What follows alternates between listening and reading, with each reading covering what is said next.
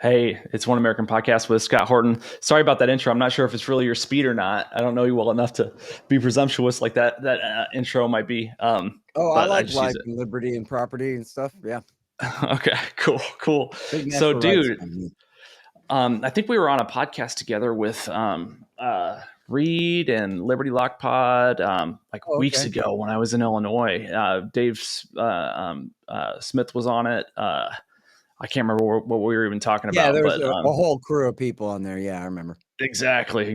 So I was lucky enough to make it into like the top 10. I don't know what color that medal is, but No, that was uh, cool. so I've been following you on Twitter for some time, and I actually know very little about you other than the fact that a lot of people that I really um, like and respect you quite a bit. So I just thought it would be a fun conversation. Sure. Well, Okay, I'm a pirate radio guy from Austin, Texas, basically. Skater Pyro and Radio. cab driver, and I started hanging around with the antiwar.com guys right around the dawn of the terror war, and was very thrilled to find out that Rothbardian libertarians own that URL and were, holding down that whole effort on the part of the old right and the libertarian movement during that time and ever since then.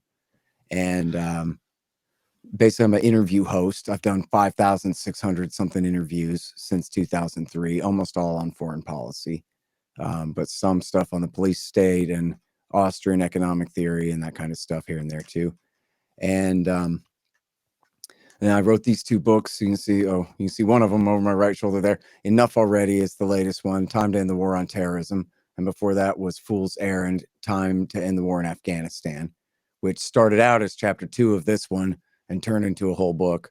So then I went back and started over and did this one, which is all the Middle East wars from Jimmy Carter through right now, or through the end of the Trump era. And so I'm the editorial director of antiwar.com now. And I founded with Sheldon Richman and William Norman Grigg, I founded the Libertarian Institute back in 2016. And so I'm the director of that now. And we've got a great group of podcasters and writers and everything there at libertarianinstitute.org. And that's basically it. Oh, I say I'm on the radio in LA on Sunday mornings on KPFK, the Pacifica radio network station there. So I own a small advertising business, and it was basically consumed all of my focus until I don't know 6 months ago, 8 months ago maybe, and it's gotten to the point with all the political stuff that's going on um, that it's like totally consuming. It's hard for me to think about anything else. What was it that got you consumed? Because it's not like it's not immediately obvious that it's like lucrative. It's not lucrative to be uh, interested in politics, and it's the amount of time that it takes to study, and the amount of time it takes to write books, and the amount of time it takes to do podcasts. I mean, there's so much I've give you have always to put like in. this. Yeah, You know, yeah. you ever have the thing where like on well, I haven't been on Facebook in many years now, but the thing where you're on Facebook and you talk to your old friend from elementary school and you text back and forth for an hour or whatever and say hi. So I ran into an old friend of mine that I had gone to elementary school and junior high with. And he said, "Oh, you're the guy from antiwar.com now, huh? That's no surprise to me, because I remember even back in third grade, he used to do nothing but just talk mad shit about Ronald Reagan all the time, you know." So, I mean, I don't even remember, like, what was I even saying in 84 or whatever, when I was in third grade, 83, 84. But I was, luckily I was, I turned 4, or I was 4 when Reagan was inaugurated. So, before that, I don't remember anything. And then, so my entire political childhood, my parents are not radical leftists by any measure, but they're just run of the mill Democrats, essentially centrist type Democrats. So I was lucky enough to not be raised to, revere Ronald Reagan and George Bush the way a lot of kids in my neighborhood were. So I was raised not necessarily anti-government, but at least anti this government. In fact, one of my earliest memories is my mom like watching the black and white TV in the kitchen and being upset and me asking her what's wrong. I'm 4 years old. She's like, "A very bad man is becoming the president today," So then by the time that was over, I mean, I was young enough to understand that they were selling missiles to the Ayatollah, their avowed enemy, who they were backing Saddam Hussein against at the same time, and then taking the money to pay for these right-wing death squads in Nicaragua. And then the death squads in Nicaragua were selling cocaine to poor black people in LA and poor white people in the South. And then the same government was waging the Just Say No war on drugs against them all and locking people in jail for consuming the cocaine that their own government, the government itself, was bringing into the country at the time. And I understood that much before Bush Sr. was gone. I mean, I think even before Reagan was gone, I had somehow learned about the cocaine. I don't know exactly where I first learned about the Contra cocaine, but it was very early on. It might have even been because John Kerry, Senator Kerry, investigated it back then. And so there was some official talk of that. And maybe I just heard that from like bigger kids in the neighborhood, or, you know, somewhere that had gotten around, you know. So that was before even H.W. Bush. And then when the first Iraq war happened, I thought that was a lot of fun. I was 15 and I like fighter jets and explosions and, you know, tanks and cool, like, you know, Discovery Channel militarism, I guess you could call it, right? Sure. World War II in But color. yeah, but I remember objecting to the idea that Bush has a Security Council resolution from the United Nations, and so he doesn't need a declaration of war.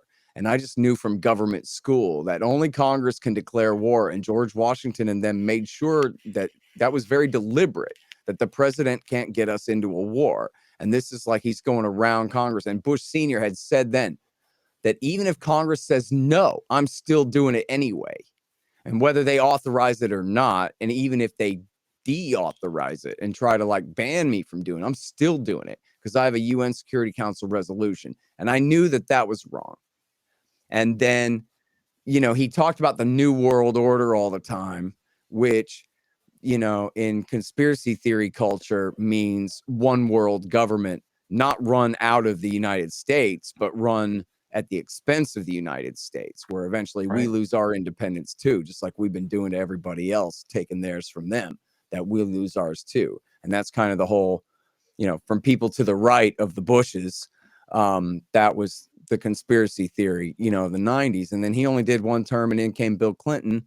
And in conspiracy theory culture at the time, in right-wing conspiracy theory culture at the time, what was wrong with Bill Clinton was that he was really secretly George Bush's agent. And that because Clinton was a member of all the same elite organizations as Bush, they sold him as the boy from Hope, Arkansas, but he's a member of the Trilateral Commission in New York City with David Rockefeller and all these powerful people. And that, you know, he was clearly an establishment guy. He was an insider, who had, you know, very powerful connections.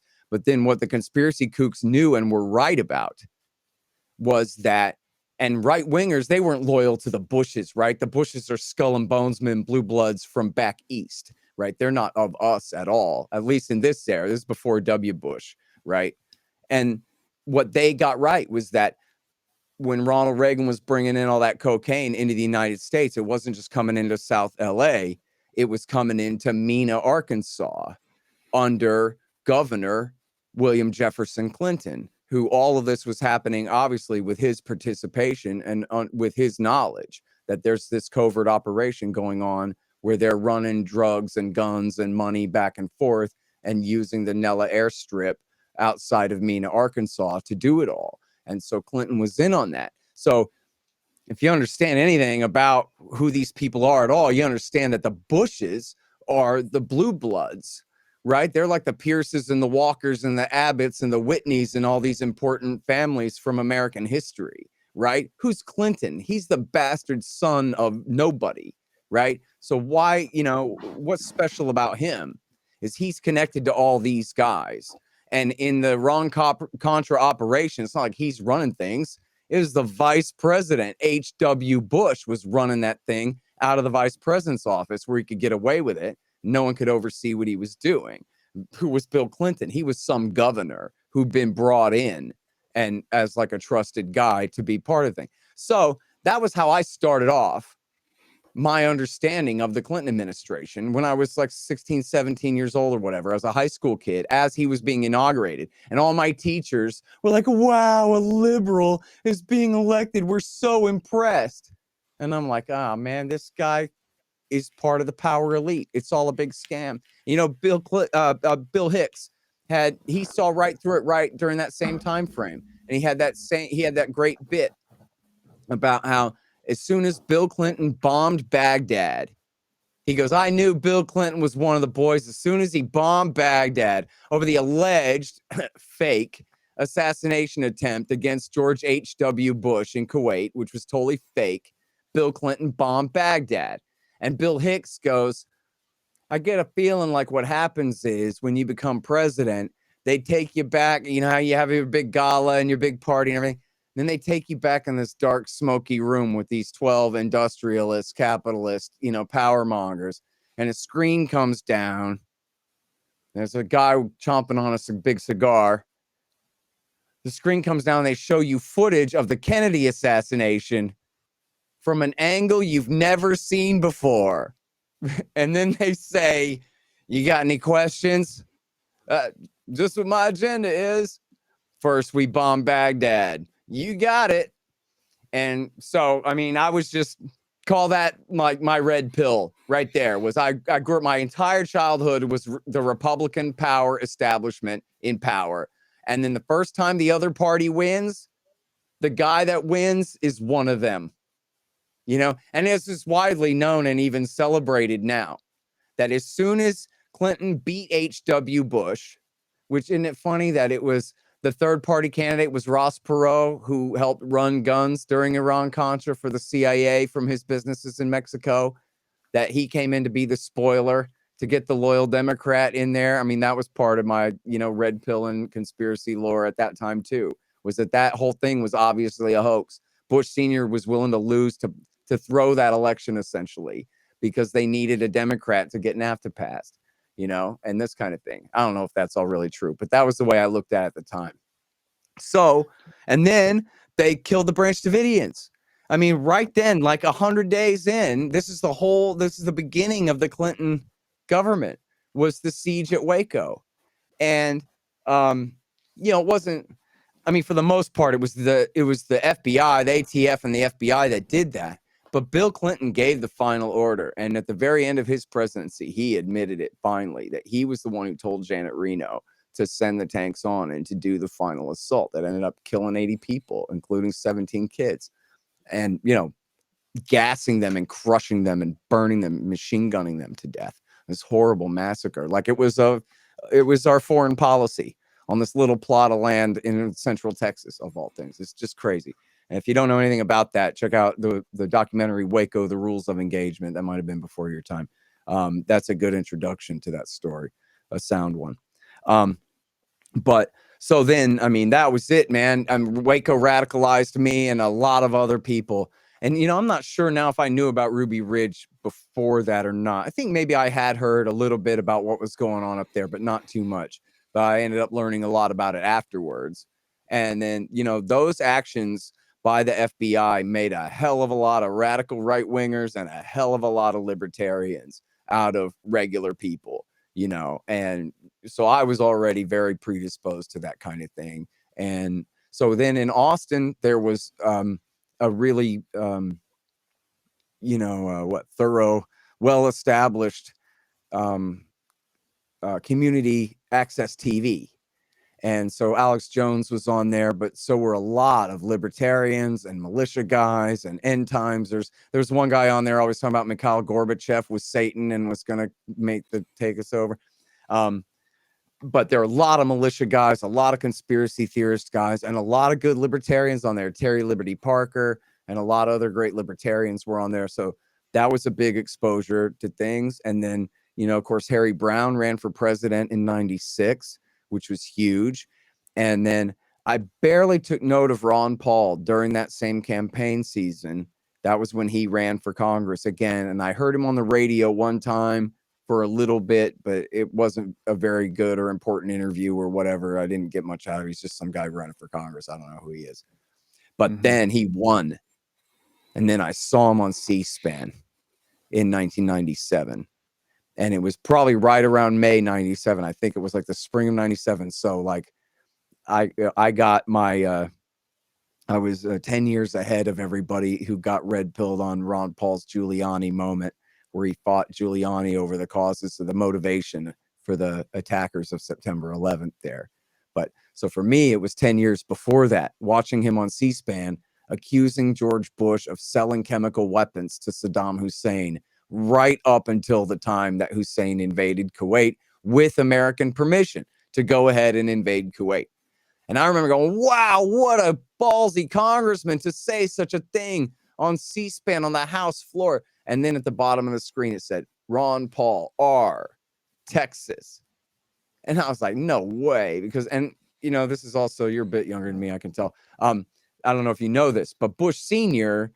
was like sort of kind of nominally a Texan there for many years and was a very important, you know, he came down here and made his fortune in oil, was a very important guy in Texas politics in Houston. He'd run for Senate, I guess for House.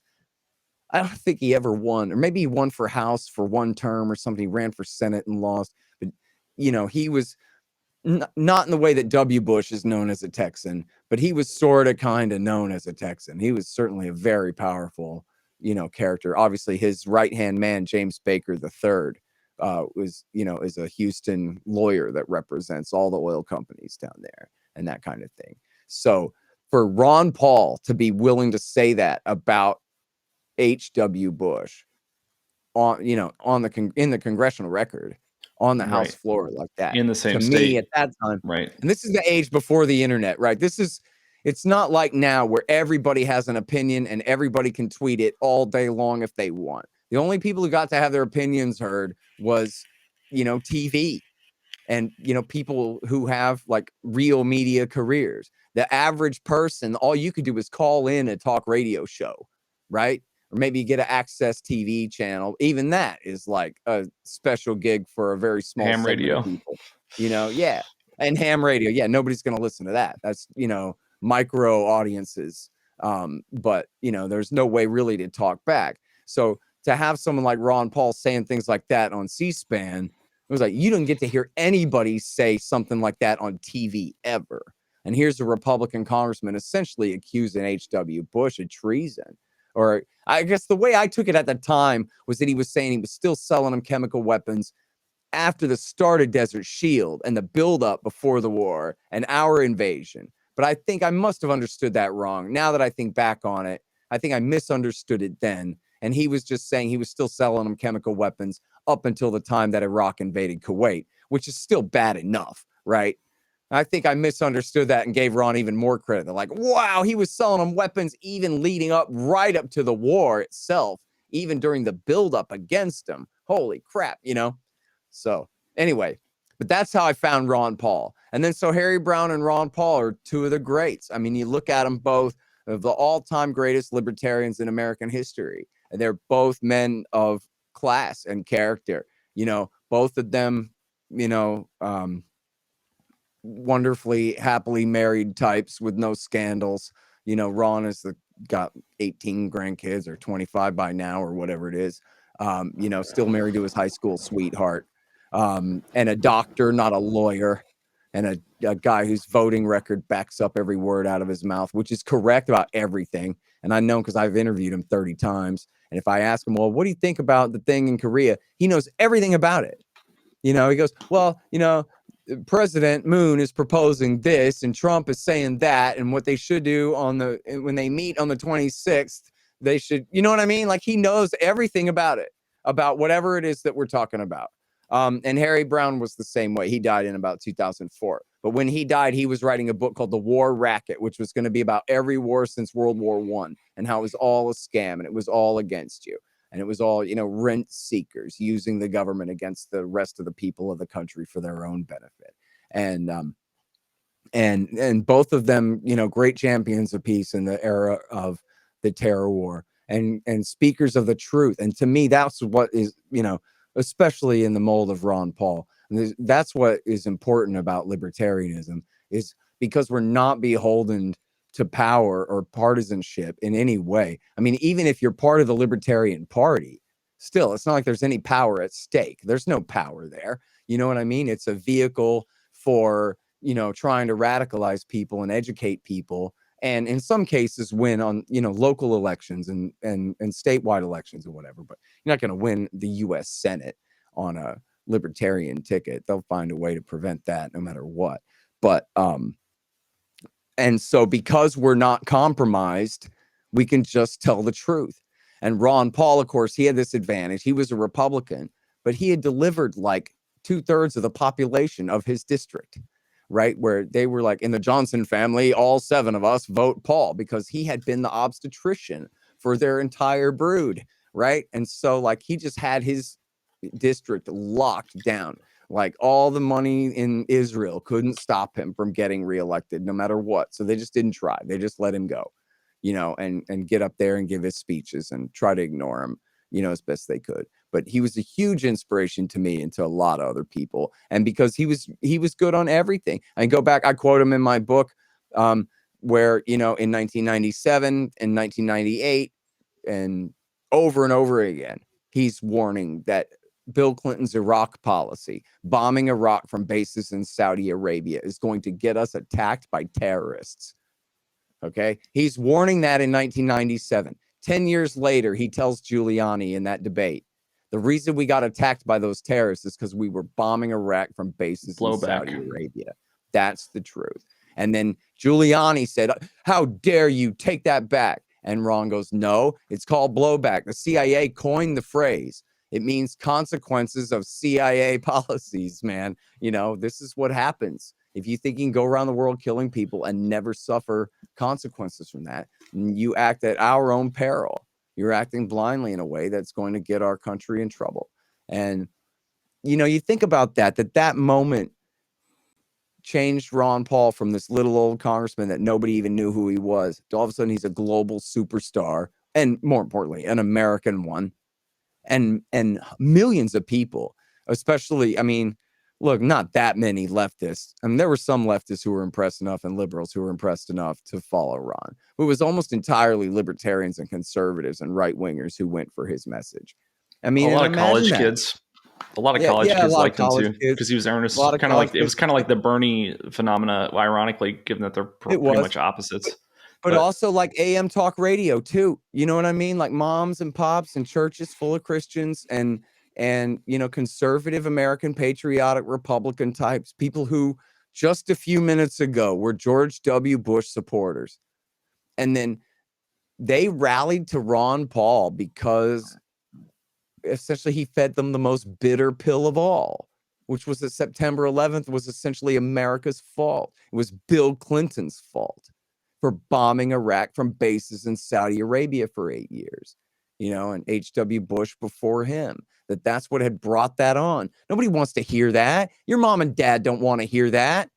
And Ron Paul was like, look, mom and dad, that's the truth. You understand me? That's what happened. And it's important that we understand that that's what's going on so we can stop doing the kinds of things that put us in danger. And people said, you know what? Holy shit. I can't believe I just saw a politician treat me with respect enough to just tell me the truth about what the hell is really going on around here.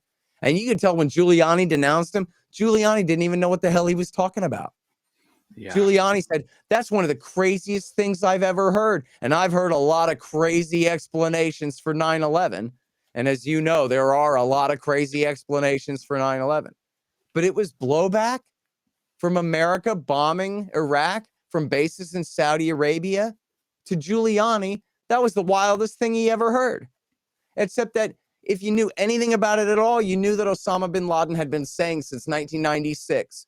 Since 1996, we're at war with you because you're bombing Iraq from bases in Saudi Arabia. Right.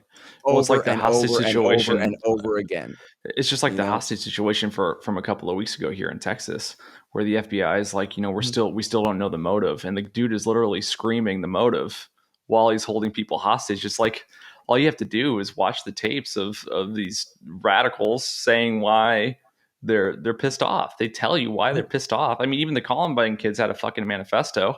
You know, as evil Right. as that was, what the Columbine kids did, they had their Right. reasons. Like, Right. just read the fucking manifesto. And then, so then that's the last part to the answer to your question is once September 11th happened and these guys went on the biggest bullshitting spree in world history, then, and everyone lined up, I got to serve my country by supporting the war. I'm going to send my boy to join the army. Like, we didn't already have a standing army capable of going to Eastern Afghanistan. We need to, everybody needs to send their son to join the army now. Everybody needs to call talk radio to say, I just am concerned that George Bush isn't blowing up enough people fast enough. And I decided, you know what? I'm signing up on the other side of that. And frankly, knowing that antiwar.com was there, and I remember checking and reading and Justin Raimondo, because I didn't really even have the internet at that time. And I had read antiwar.com before, but I wasn't like a full-on Raimondo junkie yet, you know?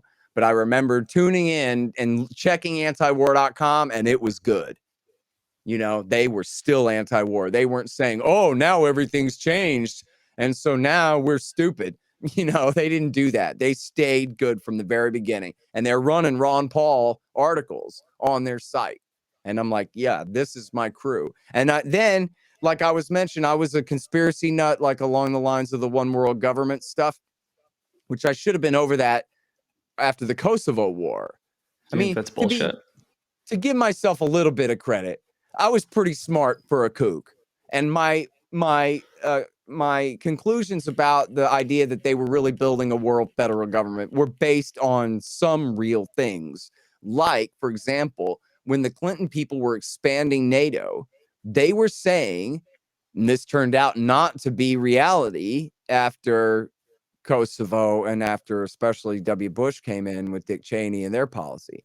But in the 90s, they were saying, listen, we're going to bring Russia into NATO.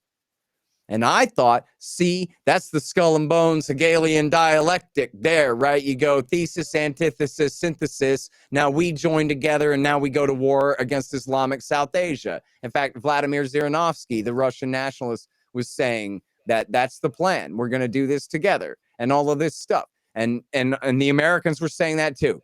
So there was reason for me to think that that's what the New World Order meant, was that we were going to essentially bring Russia into NATO, and then we would have the one world white army of the North that would rule against Islamic South Asia and China and whoever, you know, was next, you know, and that turned out not to happen. And I should have known once Bill Clinton bombed Serbia to break off Kosovo over Yeltsin's dead body, and there was nothing he could do about it, and he had to go around the United Nations and just use NATO to do it because the Russians would have vetoed it on the UN Security Council. I should have known then that, well, so much for a world order. You know what I mean? You had to do Kosovo, but you just cost yourself Russia. So, but it took me too long to get that through my thick skull. But once the terror war started and I started reading Justin Raimondo at antiwar.com, then I knew that this guy knows a lot of things that I don't know.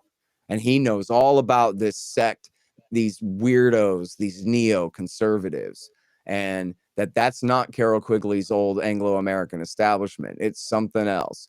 Frankly, it's the Israeli-American establishment is what it is. And these were the guys who lied us into war in Iraq, was the vanguard of the Israel lobby in America. And it was just an entire different story. It didn't have a damn thing to do with building up the United Nations to be a world government. It just wasn't about that.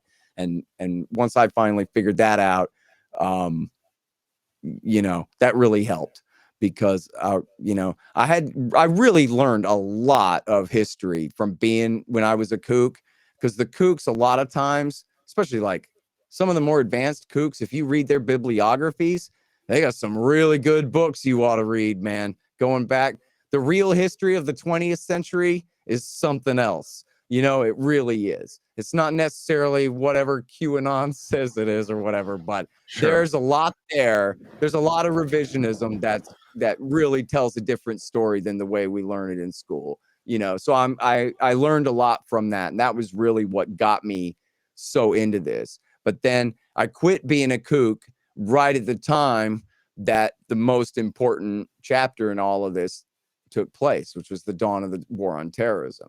So then I wasn't, following the loons off on a diverted path. Oh, Rumsfeld shot a missile at the Pentagon while he was sitting in it and all this stupid crap. And instead, I was, reading people who knew what the hell they were talking about who the neocons were and how they were trying to pin 9/11 on Iraq and go to Iraq for Israel's sake.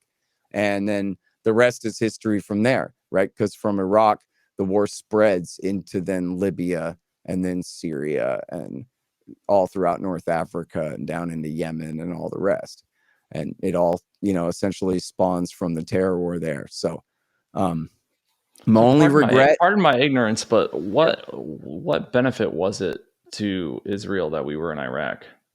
Ha! Yeah, exactly. I mean, these guys, that's the whole thing. I mean, they're as absolutely as idiotic as they are nefarious here. I mean, if you go back, and I write all about this in Enough Already, but all you got to do is pull up A Clean Break, a new strategy for securing the realm. And this is the thinking of David Wormser and Richard Pearl, some of the most influential neocons in Dick Cheney's orbit. And, who really came up. This is the backbone of the thinking behind the plan. And it goes like this. And this sounds really crazy and stupid because it is. What we're going to do is we get rid of Saddam Hussein. They really wanted to do a coup. They weren't proposing invasion then. They wanted to do a coup. And the idea was we'll get rid of Saddam and then Jordan will be dominant in Iraq. Because Jordan Peterson? Yeah, exactly. He's very persuasive to some people, apparently. I like it. But no, the king of Jordan, King Hussein, will be dominant. And the reason they know that is because the Iraqi exile, Ahmed Chalabi, had blown all this smoke up their rear ends about how the Iraqi Shiite supermajority will bend right over and obey whatever King Hussein of Jordan tells them. He'll be able to make himself or his cousin the king of Iraq with the snap of his fingers, essentially, because the Hashemites, that's the royal family of Jordan, they claim to have the blood of the prophet Muhammad. And everybody knows that the Shiites will do whatever they're told by anyone who claims to have the blood of the prophet Muhammad. And then what we'll do is, our Iraqi exile friend Ahmed Chalabi tells us, he promises us this will work. We'll have our new Hashemite king of Iraq tell the Iraqi Shiite clergy in the city of Najaf in the south to pull their Shiite rank and demand that Hezbollah in southern Lebanon stop being friends with Iran.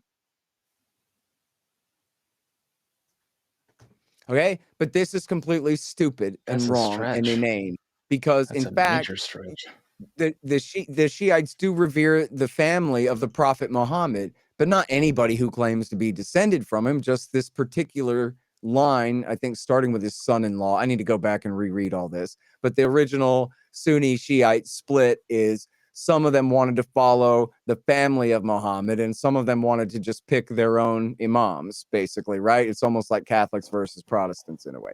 So, to oversimplify it vastly. But anyway, guess what? The Hashemites are not among those revered by the Shiites at all. They're Sunnis, and they got nothing to do with that tradition whatsoever. And back when the British had foisted a Hashemite kingdom on Iraq back in the 1920s, the Shiites had a fatwa that forbid anyone from cooperating with the king in any way. This whole thing was completely inane. And the idea was that this is going to help Israel because we'll make the Shiites in Iraq pull rank, and they will influence Hezbollah and make Hezbollah start being nice to Israel and stop being friends with Iran. And then, of course, that's not what happened at all. Once they did the war and invaded and put the Shiite supermajority in power, of course, they're allied with Iran and backed by Iran, which is part of the reason that after Bush won the war for them with the cost of about 1 million people killed in that civil war, but he won the war for that Shiite supermajority. And then they said, great, now beat it. Don't let the door hit you in the ass on the way out. And they didn't even really say thank you. They just said, get lost. after we put those factions in power, because one, they're the super majority, and two, they're best friends with the country next door. So they didn't need American support anymore. And, that's the story of Iraq War II right there. And it comes from these neocons being absolutely as ignorant and ridiculous as they are arrogant and determined, as fanatical as any group in American history, to get their policy rammed through after the crisis of September 11th, that no matter what, we are going to Iraq. In fact, I think a big part of the reason that September 11th happened was not because Bush was deliberately looking away and letting it happen. It was because every time anyone brought up bin Laden, the neocons would say, no, forget bin Laden in Afghanistan. It's all about Saddam Hussein in Iraq. Saddam's behind Al-Qaeda anyway. It's all about Saddam. What's Al-Qaeda going to do? Set off a truck bomb somewhere or something? We don't have to worry about that. All eyes on Baghdad. If you listen to those losers over at CIA and try to go after Al-Qaeda in Afghanistan, man, we're never going to get to Baghdad. We're going to be stuck in Afghanistan. That's going to suck. And I think that's why September 11th happened, was because of this constant kind of propaganda campaign by the neocons inside the government that don't listen to the professional government, not to give them too much credit. But the CIA was concerned about Al-Qaeda. They're the people who stay when political appointees come and go. And they're saying Al-Qaeda is a problem. And the neocons are saying, don't listen to them. Don't listen to them. They're trying to distract you. Eye on the prize. Eye on the prize. Then once September 11th happens, they go, oh, yeah, well, that's why we have to do Iraq, is because of this attack by Al-Qaeda, and just imply and do everything they can to make people believe that somehow Saddam Hussein was behind Osama bin Laden and the September 11th attack, which really worked. They blamed it on the fake chemical weapons too. Weapons of mass destruction. Fake WMDs and ties to Al-Qaeda. And on the eve of the war, 70% of Americans believed that Iraq had done 9/11. And which is hilarious, because if you think about it, that's a year and a half after 9/11. So any idiot, even if you just lock him in a room alone without any information or a newspaper or a pencil or anything, ought to just simply be able to think, well, wait a minute. If Saddam did 9/11, why didn't we start carpet bombing Iraq a year and a half ago when we started carpet bombing Afghanistan? Why are we waiting a year and a half? Why are we begging the French and the Russians and the Chinese to vote permission on the UN Security Council to start the war? You remember you only need a UN Security Council to start a war, not to remember Freedom Fries? Yeah. Freedom Fries, man. Remember that with the French? Oh, yeah. Oh, Freedom Fries. Yeah. There's a cool story actually with that. Was the guy who did that, Walter Jones, was a congressman from North Carolina, and he ended up becoming a great Ron Paul type figure. He was a Catholic, and what happened was he would write letters home to the parents of the dead guys. Oh, and he was, I forget now, maybe he was South Carolina. I forgot what it was. I think it might have been South Carolina, but he had a bunch of military bases in his district, like 7 or something, like some crazy amount, or really important ones, or whatever it was. So he had guys dying all the time and getting blown up to death, right? Closed casket. And he's got to write letters home. He's determined to write letters home to every mom and dad who this happens to their son over there. And at one point, he told the story. At one point, he just got down on his knees and begged for forgiveness. And then that was it. And he became a Ron Paul guy after that. Wow. He was like, what have I done that I took speaking part of the CIA, this, have you had a chance to watch the Oliver Stone documentary on JFK that just came out? Yeah, I did watch that. What do you think of that? What did you think? I'm not as well versed in this stuff as you are. I've just really taken an interest. I'm really torn about it. I mean, I'll try to go Oliver quick. Stone quite a bit. I mean, I never became a JFK conspiracy guy when I was a kid, because I just assumed that the CIA and the military did it because they didn't like his ass, and that was good enough. And I knew also that there's a stack of books this high I got to read, and then I'm still not going to know, because there's just too much all over the place. So I didn't ever really want to solve that one that badly, because I didn't really care because he was a bad guy anyway. And Kennedy. it was his own. I mean, he had just done a coup against Diem 3 weeks before, you know? So, and I just figured I can't solve it, but I've already solved it. Alan Dulles did it, or his friends did it, or, because I saw JFK, the movie, the first time when I was 14 or 15 back then. So I just figured, whatever. It was good enough for me, but nothing else that I know or think or believe hinges upon that.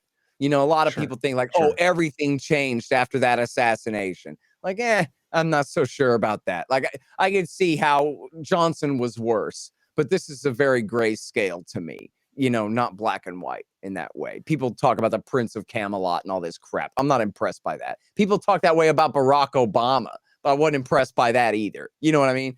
I don't buy into that kind of deal. But when it comes to actually who shot the bastard and from which directions, I just don't know. And I got to tell you, it's so funny, man. I just watched this thing last year. I'm sure it's still on Amazon Prime. It's called The Smoking Gun or something like that, I think. And it's about a guy back in the 1970s who did a study for a men's magazine that you never heard of, but it's like this Marlboro Man type character, hunter and sportsman and forensic expert and former lawman and whatever he was. Can tie any knot. I'm sorry? I just said can tie any knot. Yeah, exactly right. Exactly that kind of guy with the plaid flannel shirt, right? 6'3", cowboy hat. So he does all the recreations, whatever. And to spare you the long story short here, his conclusion was that the first shot went wild. Oswald's first shot hit the street, or whoever was shooting from up there. He didn't get into characters. He wasn't looking at Cubans and whatever. He was doing a forensic examination. So whoever was behind him up there apparently took a shot that hit the street. Then he said the second shot was the shot that went through the president's back of the neck, went out of his throat, and you see him go in the Zapruder film. And this is the so-called magic bullet. But this guy's contribution to the magic bullet is he says there's nothing magic about it at all. All that happened was the first shot had rung out and gone wild. So Governor Connolly had turned to see what was going on. And at that moment was when the bullet came out of the president's neck. And that explains how it hit his shoulder, his hand, and his leg in a straight line. It's not a magic bullet at all. It's just that was how he was lined up when he turned in his seat. Okay, I don't know. But all right. So that's shot 2. Then he says the shot 3 that killed the president did not come from up there.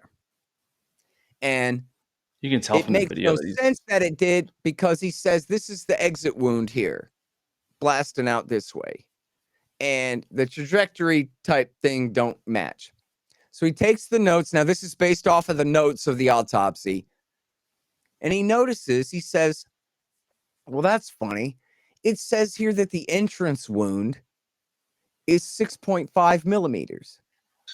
But the Full Metal Jacket bullet, that's the so-called magic bullet, well, it's only 6 millimeters.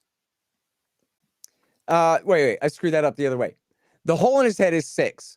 The Full Metal Jacket bullet was 6.5 millimeters. So in other words, it's too big for the entry wound. So he goes, well, what the hell is that? That's weird, right? I don't know, huh? So he takes, you know how they do with the sticks and the string and whatever, and he lines up the trajectory. And he takes the string and he walks it back and he walks it back and he walks it back. And guess where it lands? Not up there in the 6th floor depository and not over there in the grassy knoll. It goes to the back seat of the Secret Service follow car. You think the Secret Service whacked him? So this was what he put together. The first shot rings wild, hits the street. Second shot hits the president in the back of the throat or back of the neck, exits the throat, hits the governor, etc. At this point, the Secret Service agent in the back seat of the follow car picks up his M16 from the floor of the car. And then at that point, the driver either hits the brake or the gas or something, presumably. He loses his balance and he fucking accidentally shoots the president in the back of the head and kills him.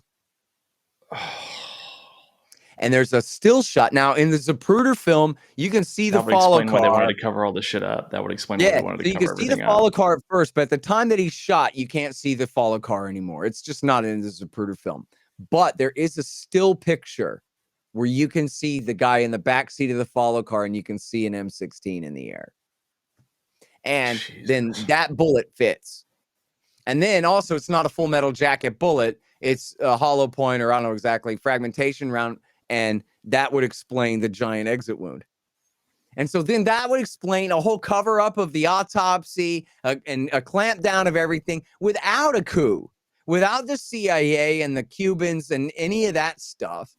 But we got to hush this up. We're not going to hang our own guy out to dry for this accident kind of thing. And so they let the guy get away with it and let everybody, risk nuclear war with the Soviets over it and everything else instead of taking responsibility. But then here comes the new Oswald, the new Oliver Stone. And Oliver Stone says, no, man, this so the exit one was actually the back of the head. Yeah, first of all, this one hit him in the throat, was an entrance wound. And the exit wound wasn't back here. It was way lower, indicating like he was shot from on top of the bridge or something. I don't know, from the front, but like from higher to lower. Right. Then he's got, I don't know about this part, man. It's possible that an entrance wound can cause a big whatever. I don't know. It sure looks to me from the Zapruder film like this is an exit wound. And I know that he says back and to the left and all that, but I don't know. Maybe that's physics. The bullet exits and the head kicks back from the bullet exiting. I'm just making that up. I don't know. But I don't see a big exit wound in the back in the Zapruder film, but maybe that wouldn't be obvious in the film. Well, there was a piece of his skull on the back of the car. That's Brad. Right. Yeah, they say that. And then they also have, at one point in the new Oliver Stone thing, they divide up the screen in like 8 or 12 or 16 different people. All of them going like this.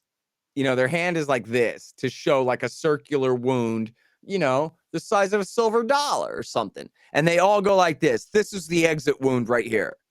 Right. And then he's got doctors and nurses and other doctors and the guy at the autopsy and all of these people saying this was an entrance wound. This was the exit wound. And he's also got people, I think, quite credibly saying that the autopsy photos are fake and that they put his head in the back together and covered it up and did, a coroner's job on his head. And then they took pictures of it to replace the original pictures by the original photographer. They got all of his stuff is gone and they get all this other stuff instead that they took not in Texas, but back in DC and this kind of thing. So I don't know. I really have no idea. I will say, in that everything, like which direction was the guy shot from? And by the way, here's the other thing that Stone says, which I think is right, is that it wasn't Oswald, whoever pulled that trigger up there, or if that's even where any of those shots came from, that 6th floor depository window. And because he demonstrates virtually conclusively that there's no way he ran down those stairs and could have been seen eating in the little break room cafeteria thing on the 2nd or 3rd floor, whatever it was, without being seen. Because there were other people in the stairwell at the time coming and going and wanting to go and see what's going on and all these things. And he has all their testimony saying that, yeah, I looked and there was Lee Oswald was sitting there eating a sandwich and didn't have any idea what was going on. And no, he couldn't have run down the stairs because there's only one stairs and I was in them at the time. He would have had to pass me to get there and this kind of thing. And that was one that I learned from my dad when I was a little kid. Was it always seemed funny that his alibi was that, yeah, he was in the building, but he was many floors below, seen calmly eating a sandwich within a couple of minutes, and having somehow discarded the rifle and whatever it was, taking care of everything, and then come down there. And then that was his great excuse. It wasn't to get out of the building and get the hell out of there and deny he was ever there, but it was to be seen eating a sandwich in the break room. And then when they parade him before the cameras, he goes, I didn't kill anybody. I'm the patsy. Like, now maybe that was a more Emphatically common deny these expression back charges. then. Yeah, but He like wasn't making a joke. he could have just said, look, I didn't do anything. They got the wrong guy. Right? But he said he was a patsy, so he implied a I'm the conspiracy. patsy. Right? Sounds like he knows that he was told to be at that building at that time. And then he went, oh, I see what's going on here. You're framing me up for this thing. God dang it, Bobby. I should have known. Right? Like, it's just such a specific claim of innocence, isn't it? How many times have you ever heard anyone else say, I'm the patsy for whatever crime being committed? Well, You know? and let's just think of it from a psychological profile for a second. Let's just Uh-huh. say you're a lone radical gunman and Right. you're on a radical, insane mission to assassinate the And you president. got him. You You got don't the lie about it. bastard. You don't lie Yeah. about it. You Right. like those guys all say, yeah, I fucking shot him. Jack Ruby didn't try to like say I didn't shoot. You know, anybody like anybody who would do that admits it. They write about it before, they write about it after, or they stand. You know, like you look at any mass shooter, whatever, they all own it. They own it, and the fact that he was saying he was a patsy so emphatically right off the bat is just indicative to me that he was just that. Yep. Well, you know, I know a lady who her family, they were Republicans back then, which was there's no such thing in Texas. There are In very few. It was a 63? single party Democratic state. I'm sorry? In 63? Yeah. And or even before. And you know, the Democrats were the right, you know, in the South and in Texas. And but they were the rare Republican family. And she told me that when the minute that Jack Kennedy named Lyndon Johnson to be his vice presidential candidate, that they all just laughed and said, oh, he's a dead man. Lyndon is going to kill him dead and take his chair and like start your stopwatch. It's on. What a fool. Of all the people to make your vice president, like I know you need Texas and all of that, but man, what a mistake, because he's going to kill you. What was so menacing about So, LBJ before the Kennedy presidency? I'm sorry, what was the first part of that? Sorry, I was just asking what was so menacing about Oh, so LBJ before the Kennedy presidency? I mean, he was a very corrupt player, man. He was a very tough guy. He was the kind of guy, you know, I think he won his his first race for the Senate. I don't know about going to the House, but I know he won his first race for the Senate by essentially every cemetery in Texas voting for him. And he was known as a hard drinking, late night whore and mean old son of a bitch, man. He was something else. You know, Well, you can kind of pick up on that just listening to his phone conversations. You can pick up on that the personality sort of dude. I mean, they talk about him. This is a late night show, right? They talk about him, how should I say, molesting young ladies right there in front of his wife, in front of everybody, just like doing whatever he wanted. You know, like, yeah, he was So, you know, I don't know who all he had murdered before Jack Kennedy, but I just know like this family, they just immediately predicted that this is what's going to happen. So I don't know if he was directly in on it or not. One thing I like about Oliver Stone's take on this is that it's the right-wing cowboy establishment, the military-industrial complex, not the bankers and the oil men from back east, but it's, you know, what he calls the beast. It's the new right. And that they're the ones who did the shooting here. And then I forget exactly how he does this in Nixon. I think, well, anyway, have you ever seen the Oliver Stone movie, Nixon? It's really great. It's got Hannibal Lecter plays Nixon. Anthony Hopkins? Yeah, Anthony Hopkins plays him. I It's haven't so seen good. that one.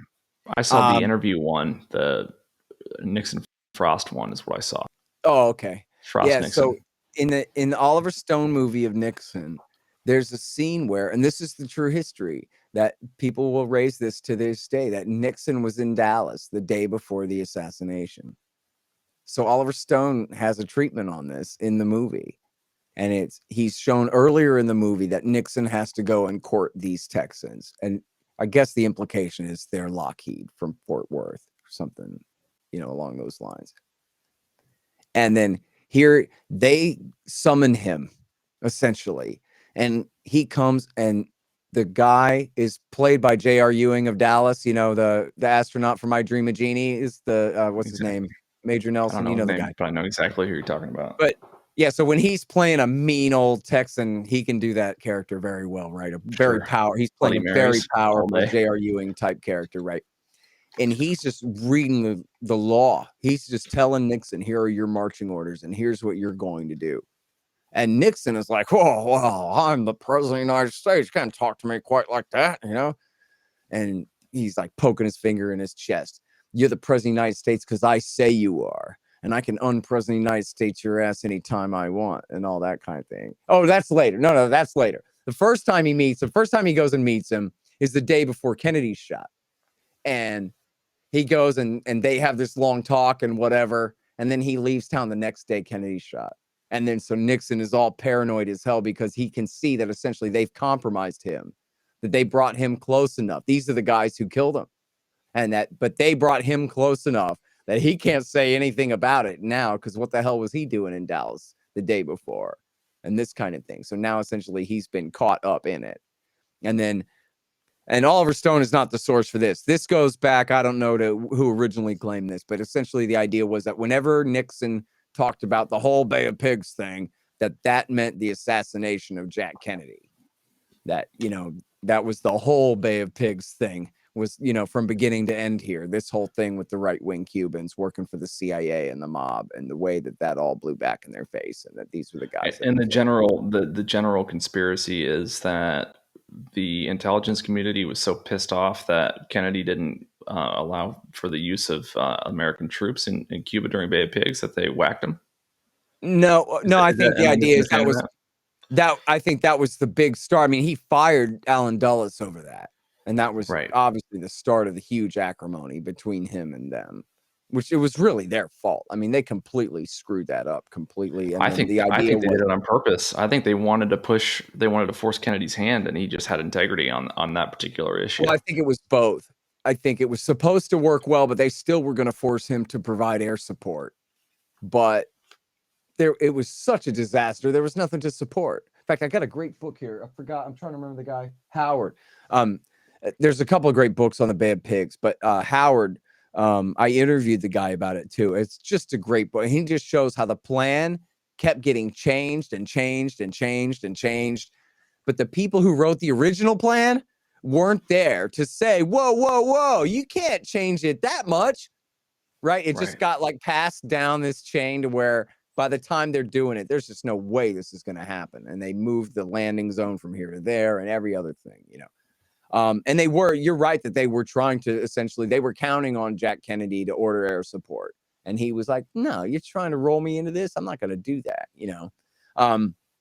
So I don't know that you could say that they killed him for that, but I guess the idea is that the motive was that he really, especially after the Cuban Missile Crisis, really wanted to end the Cold War, and that he meant to do so in his second term, and that he was going to refuse to escalate any further in Vietnam. Now, I don't really know if that's true, but I will tell you that my friend Mike Swanson, in his book, The War State, he doesn't get into who shot him at all, but he has done the best job of convincing me that, when people say that Jack Kennedy, when he gave the American University speech, that he really meant that this was, signaled a real change in his policy, and he was going to go to Moscow and make a deal and somehow end the Cold War and all this stuff. And that was what they would not tolerate. Now, I don't know if I really buy that. It could be more narrow than that, like not necessarily end the whole Cold War, but maybe he was just more reluctant to go to Vietnam, and they were more determined to get rid of that military equipment, man, in the name of the Vietnam War. Stone implies that JFK was determined to end the CIA, and he quotes him as saying, "I will shatter the CIA into 1,000 pieces." And that's a famous quote. I'm not sure how true that really is, or whether, I mean, I think in the movie JFK, he portrays him as already ordering it, and that he gave a memo to the Joint Chiefs saying that you will now take over intelligence from the CIA. And I can't think of a damn good thing they've done. Yeah, I mean, I don't know if that's really true, man. You think about it, if somebody had assassinated Barack Obama, they would have come up with all this mythology about how great he was and all the great things he was about to do if only they hadn't stopped him. And it must be Sure. why they did what they did is because of the greatness of all the things that he would have, could have, should have done if only he'd had the chance or whatever. So it's hard for me to buy into that too much. I know that there are people like Noam Chomsky, who's much older and lived through all that time, who says that's total BS. That JFK was nothing but Barack Obama, who was nothing but Hillary Clinton. There was nothing special about this guy. There was nothing peaceful about him. Now, you could say that maybe Chomsky was just such an ideologue, he couldn't see the shades of gray where they did exist. You know It's what I probably mean? both. Certainly Jack Kennedy started out as Hillary Clinton, a center left, very center left Democrat. And He's had been a explicitly McCarthyite. anti-communist, though, which is something you don't see Yeah. from the left very often today. Well, I mean, nowadays communism doesn't exist anymore really as a thing, so it's not much of a thing. But That's and the true. That's Democrats are true. more Not commie in the than same ever, too. sense, but the Yeah. Marxism definitely exists. Oh yeah, but I just mean there's no Soviet empire to accuse people of being loyal to it and that kind of thing. It's the funniest thing, Right. dude. I watched Cannonball Run and Cannonball Run 2, and there's this funny scene where have you ever seen those? You're too No, young. man. Um, What are those? it's Dean Martin. Cannonball Run was a race across the country from New York to LA that they did in the late 70s with muscle cars and all this stuff. And then they made movies out of it with Burt Reynolds and Dom DeLuise and Dean Martin and Sammy Davis Jr. and all these guys. So in the movie, the Burt Reynolds character is always playing pranks on, or getting the other guys in trouble. Dean Martin and Sammy Davis Jr. are a team, and they're dressed up like priests, and so and they're driving a red Ferrari, and then so Burt Reynolds tells the local sheriff's department in this small town, there's some communists coming through here, and they're dressed like priests, and they're driving a red Ferrari, and they're wanted for raping girls or some terrible thing, some terrible commie thing. You guys do your patriotic duty and stop them for us. And then so they show Dean Martin and Sammy Davis Jr. in the Ferrari, but they got a police radio scanner so they can hear the cops talking about them. Everybody be on the lookout for two priests in a red Ferrari. They're communists and we got to stop them. And Dean Martin goes, communists? I'm not even a Democrat. That's a great. They don't make them like Hilarious that movie. anymore. And lots of Countach in both movies, which makes them both worth all 5 hours, whatever, 3 hours. So, so it seems apparent to me that the military-industrial complex, coupled with the intelligence community, which are basically the same thing in a lot of ways, are the source of most of our problems Yeah. in the United States today. What the fuck are we supposed to do about it? Yeah, good question. I mean, look, ultimately, as Ron Paul said, even in the Soviet Union, the people get the government that they demand. And if people won't go along with it anymore, then it won't be gone along with. And you can see where people's opinion does have an effect. For example, when Obama wanted to bomb Syria over the fake chemical attack in 2013, the American people were just against it. I mean, the entire American right was against it, led by Breitbart and then therefore talk radio and everything. They were just completely against it. And, there are liberals who are willing to go along if it's Obama's war, but they didn't really want to do it. Their heart wasn't really in it. They still got a little bit of that legacy of the Vietnam era new left in them that doesn't really like to fight, I know we'd already been at war for 15 years and We'd already been at war, at that point for 10 10 years. years. And Obama backed down. I mean, Obama said, look, we're going to continue to do CIA covert action in there, but we're not going to go to war. We're not even going to do what we did in Libya, in Syria. We're just, and he was afraid that he would end up really with Al-Qaeda rule in Damascus in a way that in Libya, the Al-Qaeda guys were part of the war, but they didn't end up really just, or even the guys who did take over weren't quite as bin Ladenite as they had been previously. So it wasn't nearly as bad as what happened in Syria. But you look at the rise of the caliphate with Baghdadi and all that, he was really afraid that would happen in Damascus, that they'd lose the whole country. So, What I you know, fail to they say, understand is what purpose the CIA and the FBI serve, well, because they serve you look in the themselves. They passage of the serve themselves. I mean, that's it. right, right, but We like don't need them.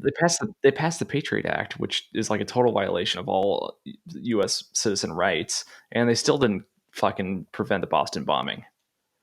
No, of It's course like, not. I mean, they well, were you got all busy. In these fact, the tools. Boston FBI was busy entrapping some idiot into a fake plot while all that was unfolding right under their nose. You What do you know, think? Speaking of not fake plots, what do you think surprisingly. about January 6th in hindsight? Well, I've interviewed Darren Beatty about it a couple of Me times, too. and One time. I think he makes a pretty good case. There's severe reason to believe that there were a lot of informants inside the thing. Now, I tend to try to go with the Occam's razor simplest thing first. The Right. simplest thing first is not that the FBI told them to do that as much as just FBI informants did a thing. And now they got to cover that up because whenever the FBI compromises a guy, they also are compromised by that guy, right? In fact, this is one of the theories about JFK is that the mob killed him for business reasons, but they did so knowing that they were so close to the CIA and the plots to kill Castro at the time that the CIA and the FBI would have to cover it up for them and let them get away with it rather than reveal all that they had been doing together, because they Right. had compromised the feds right back who had compromised them. So, um, that's like the simplest explanation. I mean, I have to tell you, I am not of the belief that the CIA and the FBI got to be behind every dang thing that happens. Sure. And I think that when you see the guys in the who is Ray Epps, when you see those videos and you read those articles and you look at these guys, I don't think there's any question that they were working together, that they had very specific goals. Your job is to do this, and your job is to do this, and at this time, and all these things. It's speculation. You can't see it happen, but it's, to me, virtually certain that these 6 or 7 men knew each other and knew exactly what they were doing when they were doing it and all of that.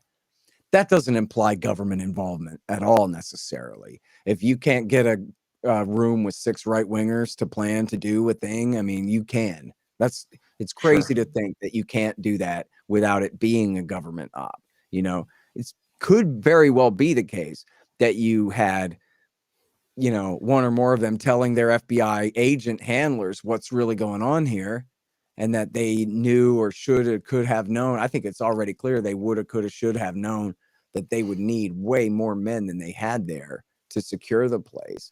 And there's an article in Vanity Fair about a guy who was embedded with the Secretary of Defense, that he wrote it, who said that Donald Trump himself said, you're going to need 10,000 men, and I hereby authorize it right now, that you can bring out the National Guard and you have 10,000 men. And they were reluctant to bring them out because they thought it would look like those men were sent there by Trump to overthrow the Congress, and that it would be bad optics like that, like it was part of some coup, when really they would just be there to keep the peace and prevent anything crazy from happening. But so that reluctance led to then craziness. So, but as far as like whether the whole thing was a setup and the FBI wanted to, like, let's get these guys to do the craziest thing they can and see if we can get them to attack the building, break into the building, try to hunt down congressmen inside it and that kind of deal. Probably not. Is it possible that Yeah, the that's FBI would interesting. go that far and trying to make their enemies look that bad? Yes, but What if we look at it though? unlikely. What if we look at it in the context of the entire Trump presidency, from the Russia collusion standpoint? If we look at Sure. the lies about the FISA warrant in order to spy on the campaign, and then the lies Every about bit of Russian Russiagate. I collusion, mean, you can just sum that up right there. Every bit of Russiagate was a lie. 100% of it. All of it. and so it seems to me that the community was out to get Trump from the get go of his presidency for whatever reason. I don't know. That being said, you know, it, I think it's in the Art of War, Sun Tzu. Crush your enemy entirely, and it stands to reason that they couldn't literally assassinate Trump because that would have been mayhem.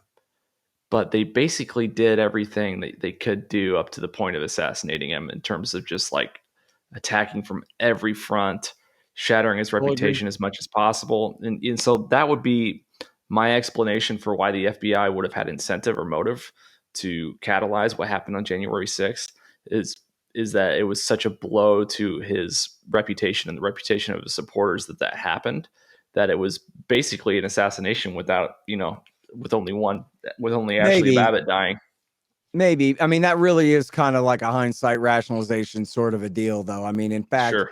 he was already discredited, and they must have known. I mean, they absolutely must have been tapping all these phones and had to have known, if, not the criminal division, but the counterintelligence division, that Mike Pence was not going to break the law and try to send the electors back to their states to get new instructions and all this. There's no provision in the Constitution for that whatsoever. And Mike Pence is not that close of a team player with Trump. He's a Republican Party guy. And they even asked him, he said he called Dan Quayle, who was also from Indiana. And so, what do you think, Dan? And Dan Quayle said, dude, what are you going to do? You count the votes. There's nothing in there that says you have the authority to decide which votes to count. There's nothing in there that says you have the right to send votes back to the states because you don't like them. The Electoral College voted. You're there to perform a ceremony. That's it. The election's over. Yeah. And which is true. So, but,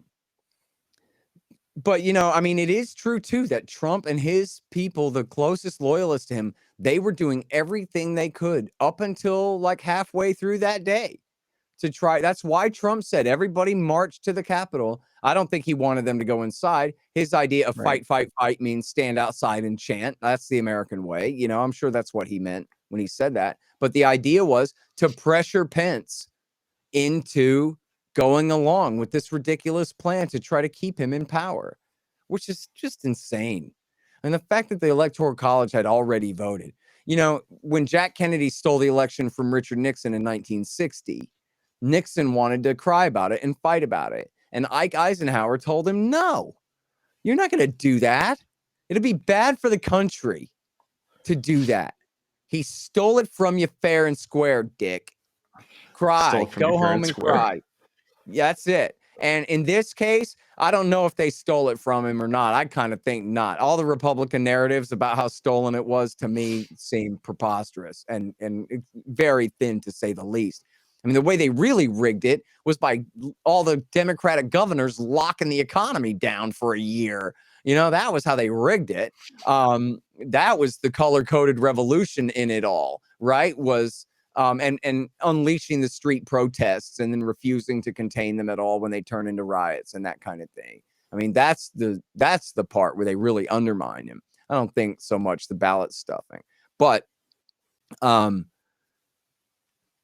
it is true, though, that Trump was insisting that his people figure out a way to do this. In fact, I don't know if you saw this, but he just put out a thing recently saying that Trump, slamming Pence. Pence denies that he had the authority to overturn the election. Yes, he did. It actually ends with the phrase, he could have overturned the election! Exclamation point. And damn him for not overturning the election. That's the words of Donald Trump's press release from yesterday, I think, or 2 days ago. And the thing is about it, like, man, ain't nobody hates Hillary Clinton more than me. I got the trophy. I beat all of y'all at that years ago. I mean, that's, again, like all of this, none of this is partisan whatsoever. I've never been a Trump guy, but I sure did enjoy watching him defeat everybody he defeated to get that job. If I had to choose, I would rather side with him than them bastards. But I think it's just true that he's just a narcissist, that he has got a mental handicap in that he can just never say, okay. He just can't. He just can't bring himself to say it. And, you almost have to have a problem in order to have the audacity to run. Right. Absolutely right. And frankly, like, I think he's probably the only man in America who is rich enough and famous enough and brash enough to win the presidency without being a governor, a senator, a vice president, Part of the club. completely and totally vetted by the establishment 100% of the way there. I don't think there's any other person who could do it. Mark Cuban couldn't do it. Elon Musk couldn't do it. Musk isn't even a natural born citizen. Yeah, well, there you go. But I mean, even if he was, he might be rich, but he ain't tall and he ain't famous. Not like Trump. I mean, Trump is essentially what they call like a mega star, right? When you're Michael Jackson famous and you out even, Elizabeth Taylor doesn't compare to you because you're that goddamn famous. I mean, that's how famous he is. He's like been a feature in rap music for 30 years. Sure. He's Famous for known different all over the reasons every world. decade. Yeah, he's a brand. His name is Trump, for God's sake. Like the winning card in the deck. The guys and here's how I knew he was going to win was as soon as I read that The Apprentice was on for 14 seasons. I was like, "Oh, well, there you go. He's going to win. That's it. That's absolutely unstoppable." Man, Which I had totally already said that even Jeb would beat Hillary. Hillary couldn't beat anybody, but there was just no question that Trump was going to win the primary and win the election. 14 seasons? Are you kidding me? You can't beat that. Nobody could beat that, How many seasons was the Cosby Show? Probably pretty close, And frankly, I bet Bill Cosby could have been a senator if he wanted to have been, Yeah, before the scandal, for sure. Do you think Hillary's going to run in 24? Nah, she's washed up. That's just bullshit. Clickbait. She's too old. Yeah, she's too old. Who's it going to be? Well, I mean, that's what's hilarious, right? Is the Democratic Party knows that they're stuck with Kamala Harris and there's nothing they can do. It's either going to be Biden or Harris. And I think Biden, man, is he pushing his luck. He might run. But he also, I think that I'd give it like a 60-40 shot that his wife is going to talk him out of it and tell him, Joe, you did great. You stopped Trump. You saved the country. But now it's time to go back and pass the baton. In fact, he could quit a little bit early and let Kamala Harris get a running start like Yeltsin did for Putin back in 2000, let her sit in the chair a few months before the election. But the Democrats are stuck with her because she's a black woman. And for them to overthrow her in favor of anyone else of a different identity it wouldn't work. But her like she's got the popularity has ultimate always been terrible. intersectionality, But she's terrible in the polls. I know. She always has been. Well, but that's the thing. So, but what are they going to do? They just can't throw her overboard. They just can't. The Democratic Party leadership, think about the position that they're in right now. They're going to throw her overboard and then nominate who? Like a white man from some governor from somewhere or something. I don't even know who they would nominate. Gavin Newsom is handsome, but everyone hates his freaking guts. He almost got recalled. He's the most totalitarian, third most totalitarian governor in America. And it was just he's too young. Yep. They can't run her. She's too young. So they're screwed, man. The Democratic Party has an extremely weak hand. Even if it's Biden running and he's the incumbent, he's either going to be in the midst of a massive inflationary bubble or a massive depression from the popping of one. Either way, he's going to be completely screwed on the economy. Do you think Trump's going to be on the ticket on the right? 2 years older than he is right now, Yeah. So, do you think it's going to be Trump on the right? I think it's going to be Trump because I don't think anybody could beat him on the right. Well, I'll tell you this. I think he's made a mistake trashing DeSantis. He should have said, DeSantis, you're my boy, but you got to wait 4 more years. Instead, he's been trashing DeSantis in a way where DeSantis is going to feel like, well, what am I going to do? I might as well run against him now. Why wait? But I think they'll be fighting over the same voters. And Trump will be telling all his people that this guy is a rat bastard traitor, probably works for the Chinese communists or God knows what he's going to do to smear DeSantis. He's going to attack him mercilessly. So, and I think that'll stick. It'll work. I mean, Trump succeeds in that when he, little Marco is stuck to this day, Right. With the sweat, not exactly a poker face. Yeah, and I don't think not exactly a poker face. Trump. Yeah, I think anybody else could stand between Trump and the nomination. I tell you what, I've got a lot of problems with Trump. I got the same problems with Trump that you mentioned earlier, but the amount of joy to my own fault that I felt and feel at how triggered he makes everyone I really hate Right. makes it very difficult for me not to vote for him. I voted for him both cycles last time, and I don't know if I'm going to vote for him in the primary or not. It depends on who runs against him. But it would be very I could difficult for never me vote not to for him. vote for him. I Yeah. could never vote for him. But I'll tell you what, I mean, I do think that in a very important sense that he's a hero for stopping Jeb Bush and Hillary Clinton in 1 year. You know, it's kind of unfortunate that he was the one who had to fill the place instead of them, because he was really a horrible president. As you said, you know, he had a full court press against him from his own government the whole time. That's not an But the excuse, though. decisions that he made, a lot of really, really horrible decisions. I But never would have thought that a Republican president would have written everybody a check. yeah, well, I mean, the thing is, And I he mean, let he the was a cities liberal burn. He Democrat let his the whole cities life. burn. Yeah, I know. he's not really a conservative. He doesn't even know what that means. He never He's called just a himself one. populist.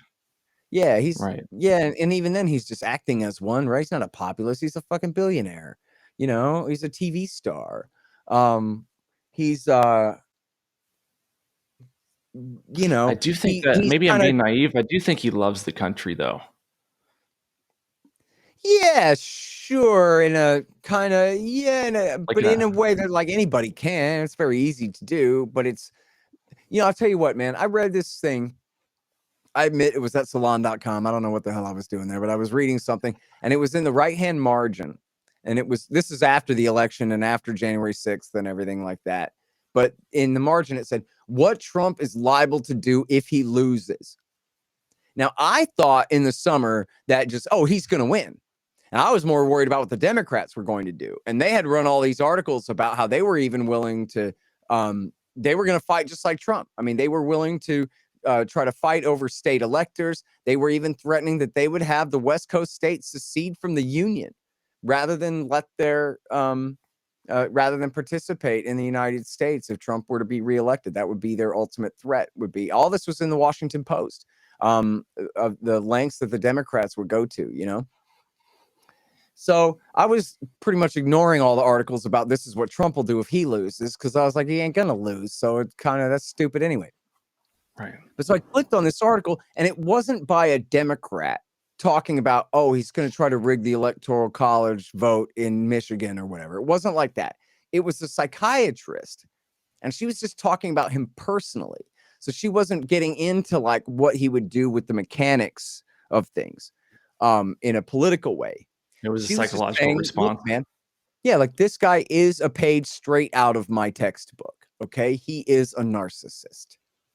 That's what he is. He's got narcissism syndrome B or whatever to the nth freaking degree. And what that essentially means is that he doesn't love himself. He doesn't think to himself that, like, yeah, basically, you're all right, man. You know, the way most of us do. And that's probably because he was raised by his father to hate himself and never feel like he was good enough and that kind of thing, whatever it was. But so when someone is really like that, and they compensate for that lack of self-regard by always just having to be the best at everything, to always have to win. And then if they don't win, it's universal. They just accuse the other side of cheating. They refuse to admit that they did not win. If it's a foot race or if it's an electoral race, or, you know, if it comes down to a business deal and the other guy screwed them, they'll say, That's what Hillary no, did. I'm the one who got him in the deal the other way. And there's always deny, never apologize, never back down, never admit that, okay, well, this time you're wrong. I was wrong, I guess, or whatever. And it's just, so what will he do if he really loses? What will he do? He'll throw a temper tantrum, and he'll say it was rigged. He'll say that they cheated, and he'll demand that all the people who like him believe him and agree with him and do everything they can to fight for him. And like, there's all different reporting about from inside his administration after the election, but before the inauguration, where, you know, he's talking with his lawyers, Giuliani and all his men and whatever. And the line is, are you willing to fight for this president? Are you still willing to fight for him or not? And that's what he's demanding of his team. He's not saying, guys, do we agree that we have a constitutional path forward here or something like that at all? It's just, are you willing to fight until the end, to do no matter what you can do? Let's come up with this harebrained scheme where we try to get Pence to refuse to count the votes, and just whatever we can do. And yes, he was able to get to sign up some people on his team to go along with that. And he was able to sign up tens of millions of Americans to believe him. That, just like with George W. Bush, he wouldn't lie to me about this. I have to believe him, right? This is my president. He tells me Saddam Hussein is a threat to this country, that I have to let him defend me. Well, I'm going to do that. If Donald Trump, the sitting president of the United States, says all hands on deck, everyone come to the Capitol on January 6th to protect the Constitution and the rule of law from the evil commie Chinese Democrats overthrowing us and whatever, all this, Maduro and Hugo Chavez rigged the voting machines and all this, that's just essentially his personal narcissism playing out, because he just can't. Any other person would just say, okay, fine, you stole it fair and square. I'll have to try again next time. But at some point, I mean, think about if you're in a race and the guy does cheat and you know he cheated, but the referee refuses to admit it. Are you just going to sit there and stomp your feet and cry on the track all afternoon in front of everybody's dad? Or you're just going to suck it up, man, because sometimes you get screwed, bro. That's it. You know? Yeah. Well, and frankly, if I lost a presidential election and I knew that my opponent cheated, I wouldn't say anything. Well, you might say something, but you're not going to fight beyond the electoral close friends and family, vote, you know. But the belief in the system, even if the system is not worthy of faith, is so crucial to peace. Yeah. Well, I'm not so sure about that. I mean, the truth is the truth, you know. But I agree. I wouldn't lie, but yeah, I empathize with the Machiavellian approach. Like, hey, take one for the team. Well, yeah, I mean, that was the Nixon thing. Eisenhower told Nixon, "You're just going to have to suck this one up, kid. Right. I don't know what to tell you, buddy." It's a tempting approach, and everybody knew that they stole it. Everybody knew that all the dead in Texas and Illinois voted for Jack Kennedy. Yeah. It's even in the Mad Men series. Did you ever see the Mad Men series? No, I know what you're talking about. Yeah, but in Mad Men, one of the main characters says, "And Nixon would have won too if it wasn't for every corpse in Cook County." That's like a line that was written in that show that takes place, of course, that election year. And yeah, so it's obvious that the culture knew. But everybody did. But once he got away with it, it was like, dude, what are you going to do? You're going to tear this country apart. You're going to pit regular American citizens against each other over this partisan fight to that degree. And of course, at that time, while the commies are watching, we're going to go through this where there's a question about who has command authority over our military. No, we're not going to do that. And it's just, frankly, it's the most irresponsible thing in the world to continue. We just need an airtight blockchain-based election solution or something. Because the technology's there to make it foolproof. You know, I don't know why we need to have this government at all. Yeah, I think it's reasonable. It is. Frankly, I'm a Lockean though, dude. I'm a Lockean, man. Do without it. I'm a Lockean, man. I think that you have to have a third party to protect your rights from other people.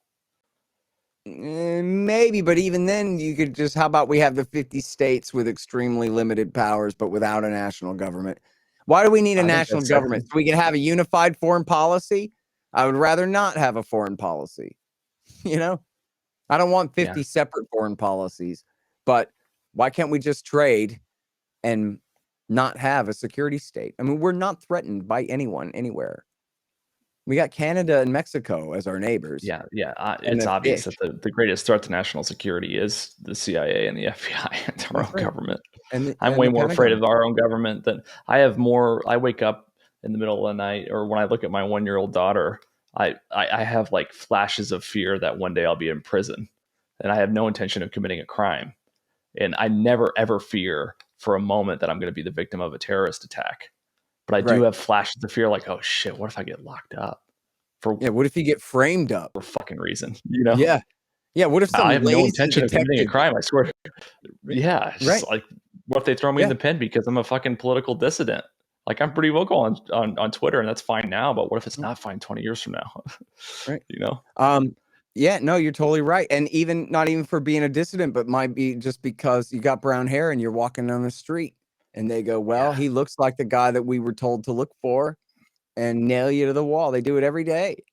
Yeah. It's something that I didn't think about that. That like people really have to worry that their security force will wrongfully pin something on them. You ever see like on court TV how different a criminal trial is on that kind of still surveillance type camera compared to when they show you a TV drama or a movie?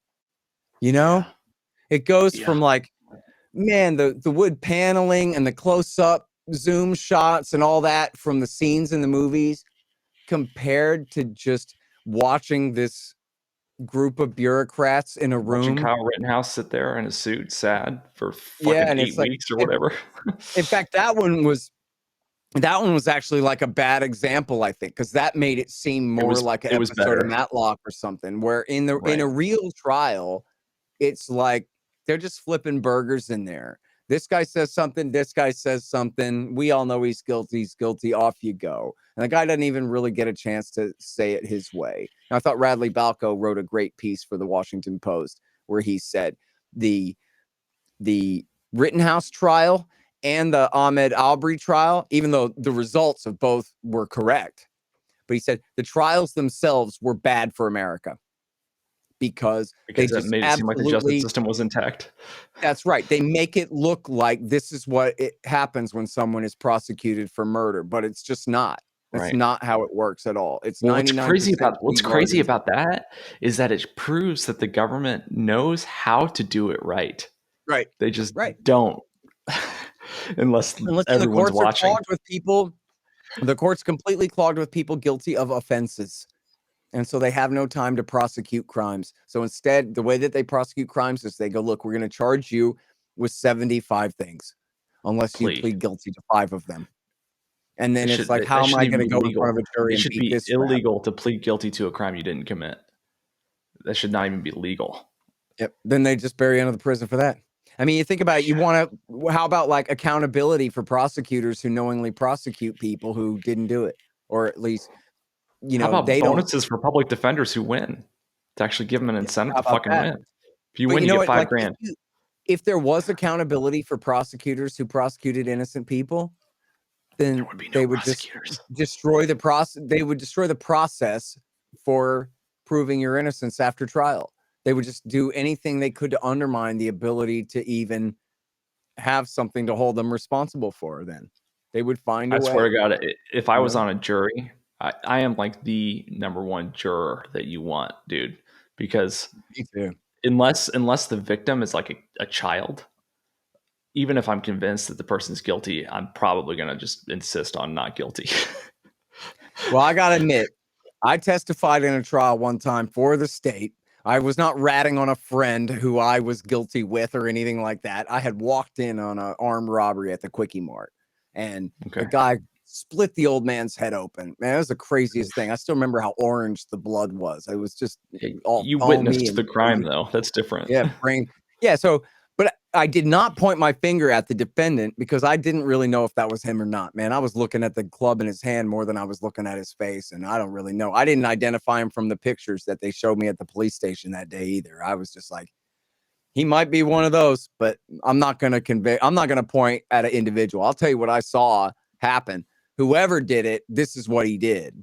But you guys decide who the who is. I wasn't taking sides on that because I just whatever, man. He was a 20-something-year-old black guy, somewhere between like 5'10" and 6'1". I don't know. Yeah. But I know that from that trial that it was like a crazy, like bumbling thing, man. Like I was reluctant to participate in it at all. So like I really don't believe in this, But then I'm like, well, somebody split this old man's head open, and this is the way we do it around here. They have a monopoly on doing this kind of process, and he is getting a jury trial on whatever. I don't know. I guess and do the thing, and he was convicted.